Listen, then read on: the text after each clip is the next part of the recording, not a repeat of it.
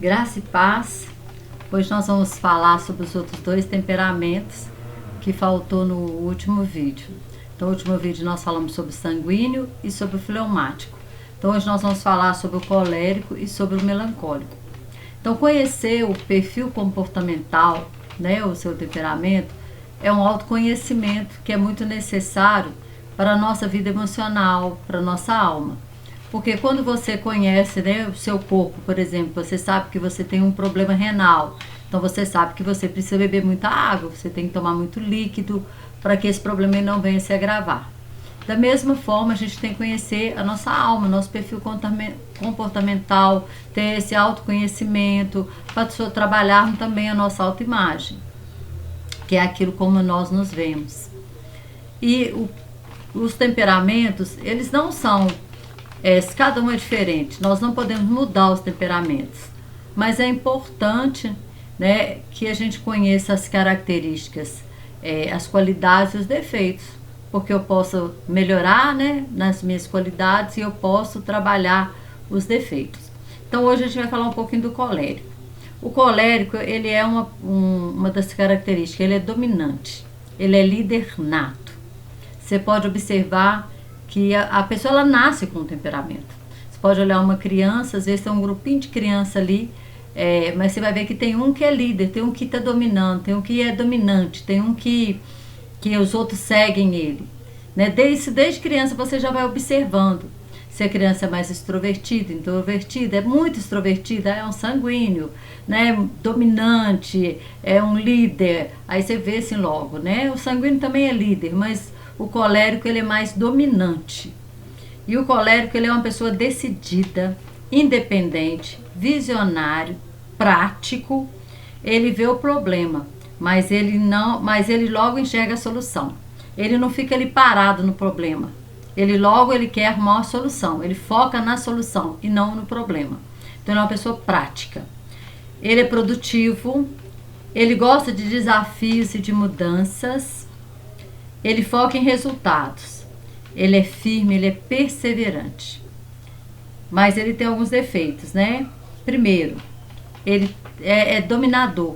A palavra de Deus fala assim que Deus deu domínio para o homem, sobre o peixe do mar, sobre as aves dos céus, né? Sobre tudo aquilo que se move sobre a terra.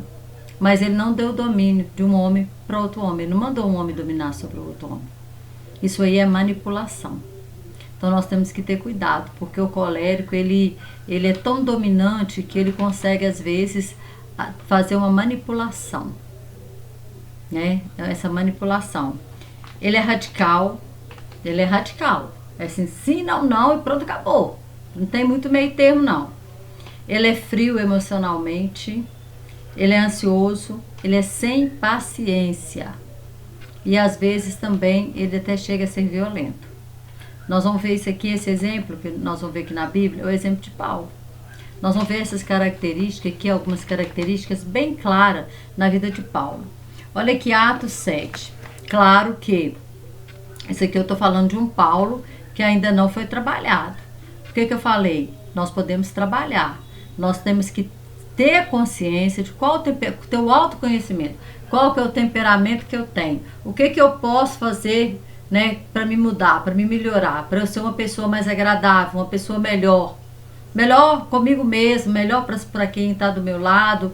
Então, como que eu preciso fazer, né? E aí Paulo, nós vamos ver aqui no capítulo 7 de Atos, o versículo 59, quando eles foram apedrejar Estevão, fala assim, ó, e apedrejar Estevão, que em invocação dizia, Senhor Jesus, recebe o meu espírito.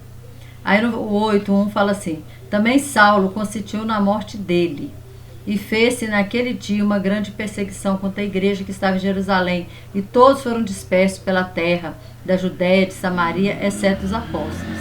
Ou seja, Estevão, Paulo, ele consentiu, ele é frio, né? É o que eu acabei de falar, ele é frio emocionalmente. Ver uma pessoa sendo apedrejada, consentir com o apedrejamento, estar ali como um líder ali naquela execução, porque ele era um líder.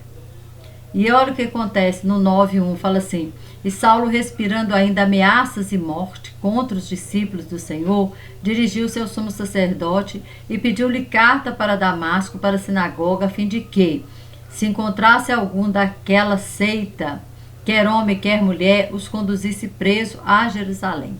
Então ele não ficou satisfeito com a perseguição que ele estava encabeçando ali em Jerusalém, com a morte de Estevão. Não, ele foi lá no sumo sacerdote, pediu cartas para ir até Damasco e prender, né, levar preso todos aqueles que ele encontrasse que fossem discípulos de Jesus.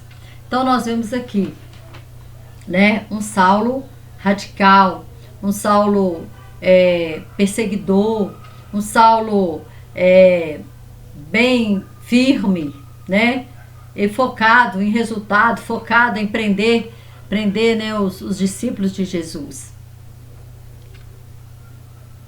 Mas também, o que acontece? Ele teve um encontro com o Senhor. E mesmo depois que a gente tem um encontro com o Senhor, essa carne aqui, a nossa carne, o nosso eu, ele precisa ser trabalhado, né?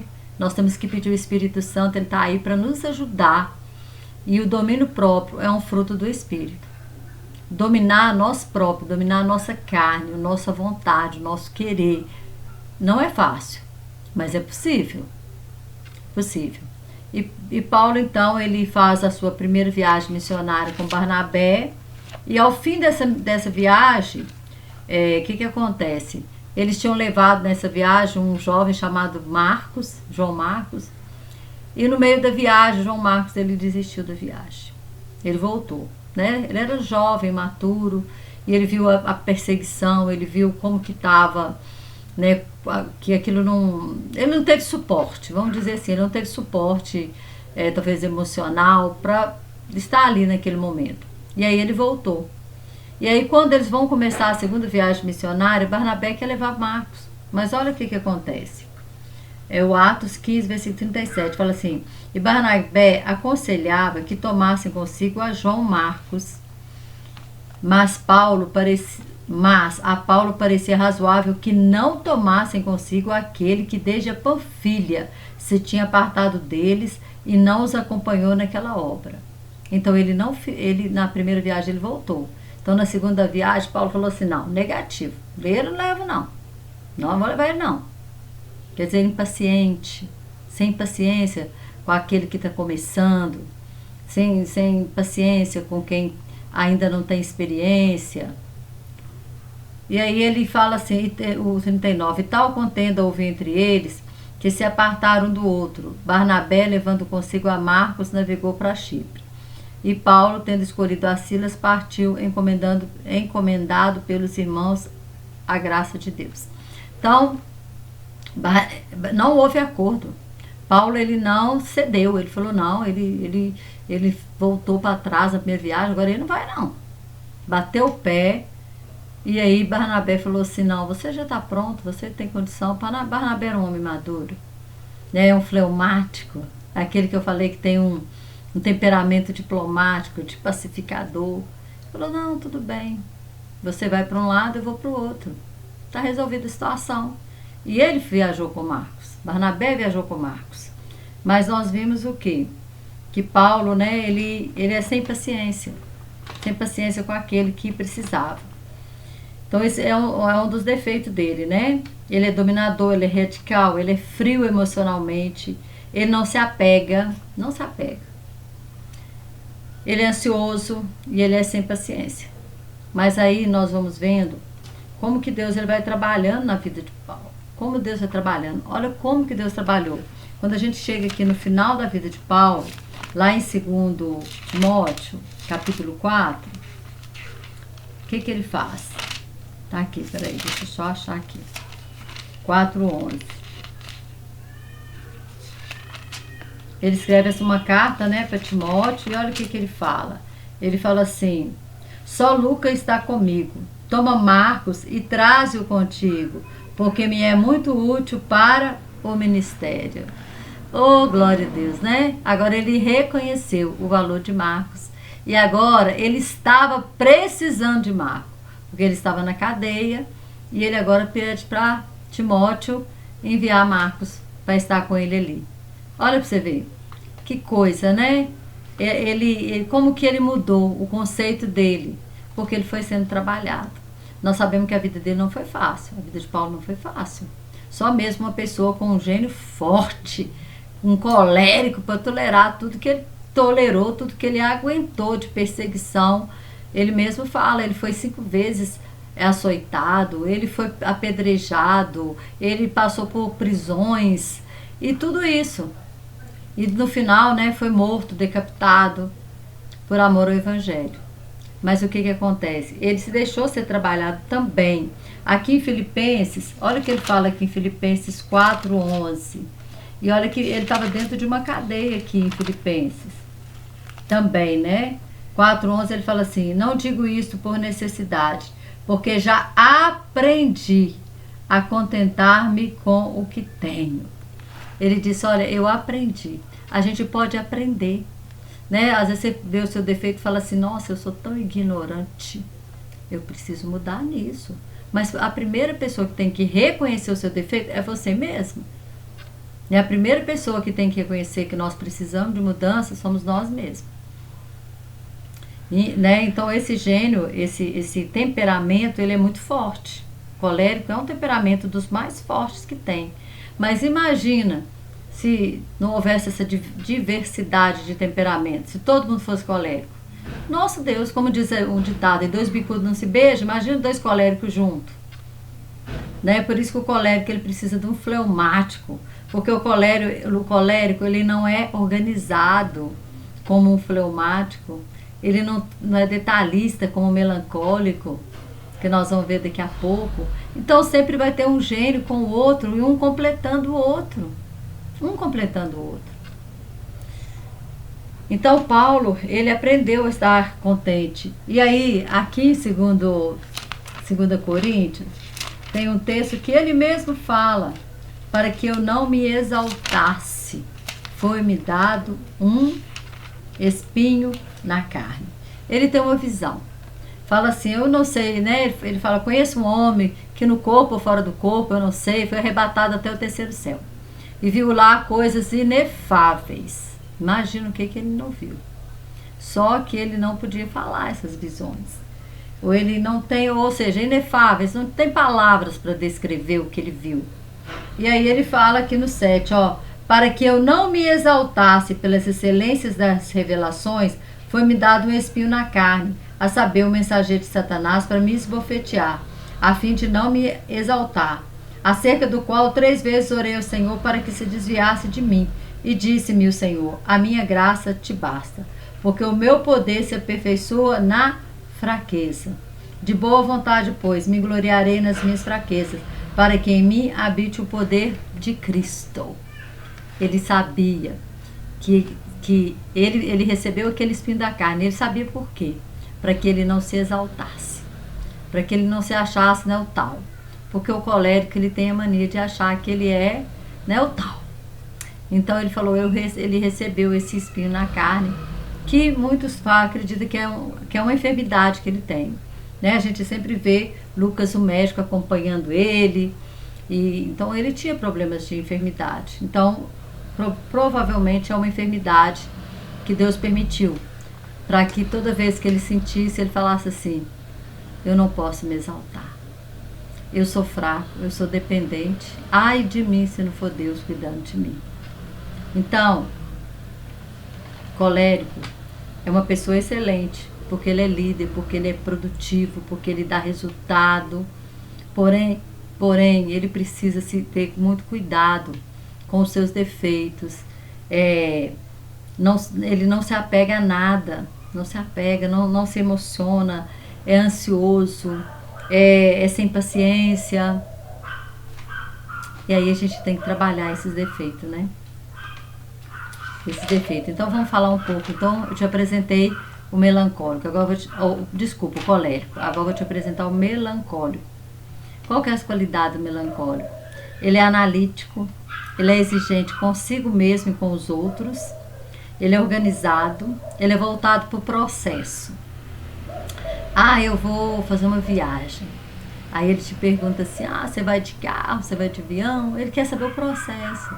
Olha, eu estou montando um negócio. Você vai montar negócio de quê? Como que vai ser? Então ele é muito voltado para o processo. Ele não é tão prático. O colérico, ele quer saber o resultado, ele quer saber a praticidade. Ele não está preocupado muito com o processo, não. Ele quer saber o resultado. Não, mas isso vai dar certo? Isso vai dar dinheiro? Isso vai alavancar? Qual que é a vantagem? O colérico é prático, ele vai nisso aí, ele não quer saber de processo, é isso, é aquilo. Não, ele não é analítico, o colérico não é nada disso. Já o melancólico é. O melancólico é analítico, o melancólico é exigente consigo com os outros, ele gosta das coisas feitas com excelência, ele é organizado, ele é voltado para o processo, ele é perfeccionista. Já viu aquela pessoa que é perfeccionista? Nossa, isso tem que ficar aqui. Isso é aqui. Se tira daquele lugar, nossa Deus, acabou o dia para a pessoa. Por quê? Porque, nossa, você deixou a toalha no lugar errado.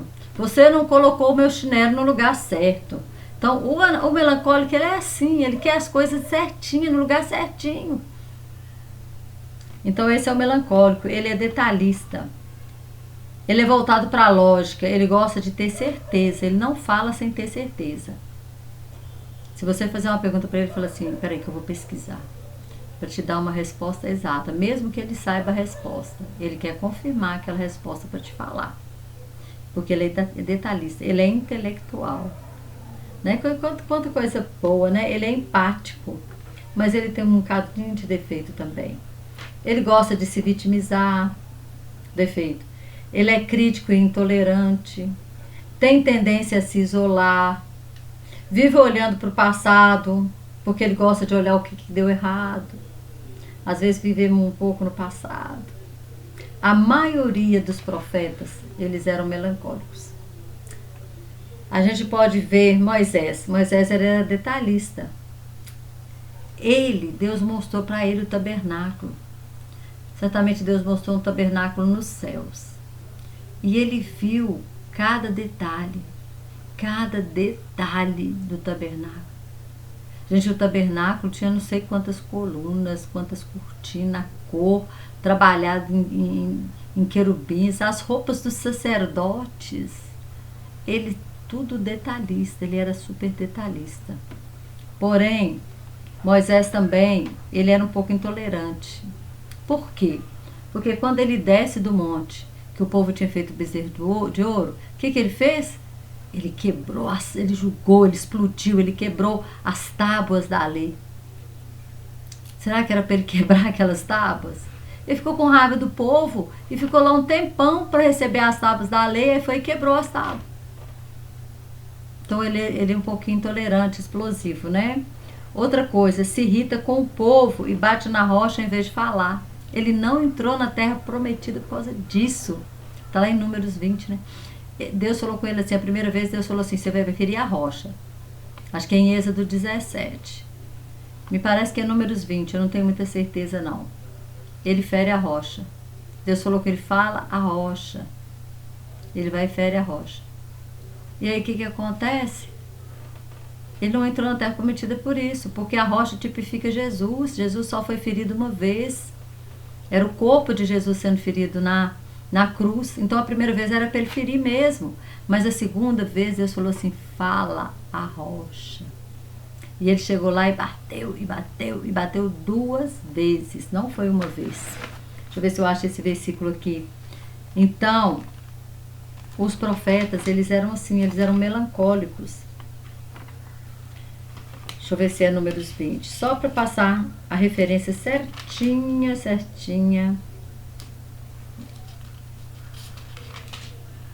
Isso mesmo. O verso 7, ó. Moisés fere a rocha e as águas saem. Números, tá? Números 20, versículo 7. O Senhor falou a Moisés dizendo, toma a vara, ajunta a congregação, tu e Arão, teu irmão, e falai a rocha perante os seus olhos, e dará a sua água. Assim lhe tirará a água da rocha, e darás a beber à congregação e aos seus animais. Então Moisés tomou a vara de diante do Senhor, como lhe tinha ordenado.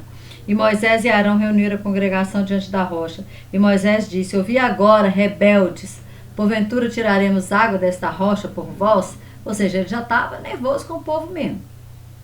E aí o que ele fala? Então Moisés levantou a sua mão e feriu a rocha 2 vezes com a sua vara, e saíram muitas águas, e bebeu a congregação e os seus animais.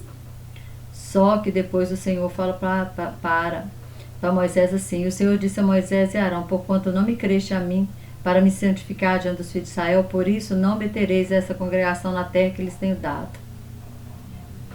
Os dois não entraram. Logo você vai ver, passa uma página e você já vê a morte de Arão. E depois Moisés. E olha que Moisés era o homem mais manso. Fala que Moisés era muito manso. Mas havia os momentos, os picos, né? Em que ele ficava nervoso demais. Em que ele se irritava. E ele, nessa irritação dele aqui, ele perdeu a chance de entrar na Terra Prometida.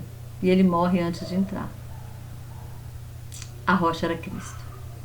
A rocha é Cristo, né? É Cristo. Aqui era uma tipificação. E era para ele falar. E ele bateu 2 vezes por causa da irritação que ele estava com o povo. Então ele era um pouco, né, sem paciência. Outro profeta, Elias. Nossa, como Elias se vitimiza. Misericórdia. Só olha para o negativo. Deus opera através de Elias assim, coisas tremendas.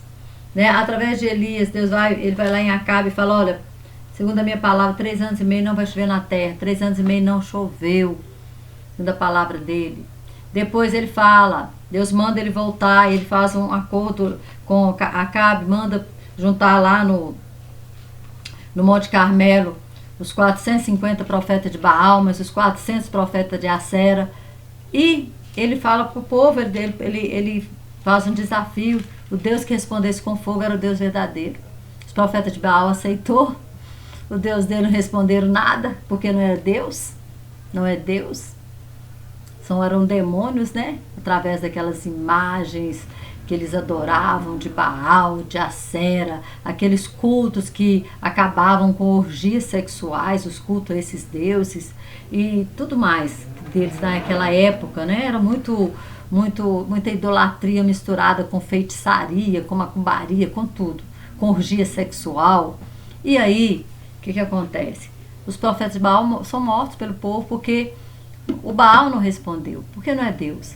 Mas quando Elias acende lá, arruma o altar, coloca o holocausto, enche lá de água, faz um rego e enche de água, e ora ao Senhor, Deus responde com fogo.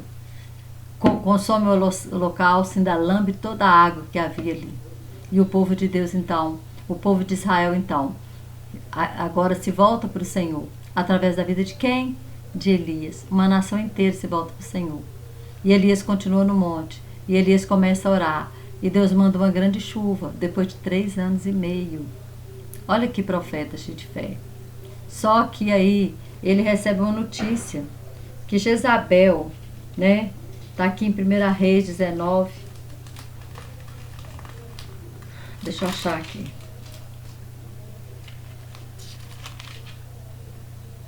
Jezabel ameaça ele, né? E Acabe fez saber a Jezabel tudo quanto Elias havia feito, como totalmente matara todos os profetas à espada. Então Jezabel mandou uma mensagem a Elias e disse-lhe: assim me façam os deuses, e outro tanto, se disser amanhã a estas horas não puser a tua vida como a de um deles. O que vendo ele se levantou e para escapar com vida se foi e veio a Berseba, que é de Judá, e deixou ali o seu moço. E se foi ao deserto caminho de um dia, e veio e se assentou debaixo de um zimbro, e pediu em seu ânimo a morte, e disse: já basta, ó Senhor, toma agora a minha vida, pois não sou melhor do que os meus pais. E aí, Elias, ele fica se vitimizando. É interessante, né? Olha como que ele estava num conflito. Se ele queria morrer, então por que ele não ficou na cidade para Jezabel matar ele? Ele foge para escapar com vida. Só que quando chega no meio, ele fala assim: eu quero morrer. Não sou melhor do que meus pais, agora eu não quero mais viver, não. E aí, ele fica ali, vem um anjo, sustenta ele vai, se esconde numa caverna. O que eu falei? Tem o costume, o melancólico, de se vitimizar e se isolar. Aí ele vai para a caverna. Aí lá na caverna, Deus tem que falar com ele, né? Elias vai lá para essa caverna, lá no Monte Horebe. Ele caminha os dias tudo ali e vai para lá. E aí o que acontece? Deus aparece para ele e disse para ele assim,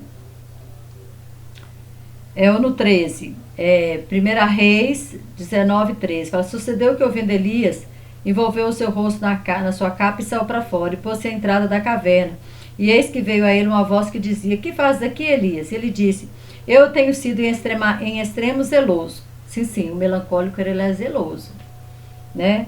Pelo Senhor Deus dos exércitos, porque os filhos de Israel deixaram o teu conselho, derribaram os teus altares, mataram os teus profetas à espada, e eu fiquei só, e buscam a minha vida para me tirarem. E o Senhor lhe disse: vai, volta pelo teu caminho para o deserto de Damasco, vem unge Hazael, rei sobre a Síria, também unge Jeú, filho de Zirim, ungirás, rei de Israel, e também Eliseu, filho de Zafate, de Abel Meola, ungirás profeta em teu lugar. E há de ser, aí vai falando, né? Também, o verso 18, também eu fiz ficar em Israel 7.000, todos os joelhos que não se dobraram a Baal e toda a boca que não o beijou. Ou seja, Deus está falando com Elias assim: Elias, você está se vitimizando demais? Não ficou só você não, tem 7.000 profetas lá que não se dobraram a Baal, não foi só você não. E aí, ele fala assim: volta, seu ministério não acabou não, sai daí. Sai de dentro dessa caverna. Deus precisou ir lá tirar ele do isolamento. Porque os profetas, o melancólico é assim. O melancólico, ele fica muito ligado no passado. Nós vamos ver o exemplo aqui também. Jeremias. Gente, Jeremias, ele sabia que ia ter o cativeiro. Ele profetizou o cativeiro. Ele falou com a nação de Israel que o cativeiro era certo. Que se o povo não voltasse para o Senhor, a Babilônia iria entrar, ia destruir Jerusalém, ia levar o povo cativo. E aí depois ele escreve Lamentações de Jeremias, fica lá se lamentando. Ele sabia que ia acontecer. Então é por quê? Porque o melancólico ele se vitimiza. Outro melancólico, Jonas. Jonas era um melancólico por quê? Ligado ao passado. Quando Deus falou para ele assim: você vai lá e prega para Nínive. Ele ficou ligado, sabe onde ele estava ligado? No que os ninivitas tinham feito no passado com Israel. Ele falou: aquele povo, eu pregar para aquele povo. O que ele fez? Ele fugiu. Ele fugiu, foi para o outro lado. E o que ele fez? Ele se isolou, entrou dentro do navio e foi lá para o porão. Se isolou. Porque o melancólico é dessa forma. O melancólico ele se vitimiza, o melancólico ele se isola, o melancólico ele vive do passado. A geração passada de Nínive havia levado, né, a Síria havia levado a Israel a um cativeiro, e eles eram pessoas muito rebeldes, muito violentas, né? Abria o ventre das grávidas, cegava os guerreiros, fazia isso. Mas só que a geração agora, para que ele estava mandando, era uma geração diferente.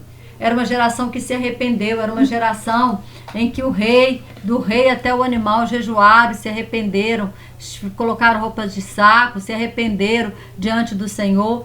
Para o quê? Para que Nínive não fosse destruída. Mas Jonas não. Jonas vai, nasce a boboreira lá, dá uma sombra e fica lá debaixo da sombra. Quando a boboreira morre, ele começa a pedir a morte. Tão melancólico, muito melancólico. Então a maioria dos profetas eram melancólicos.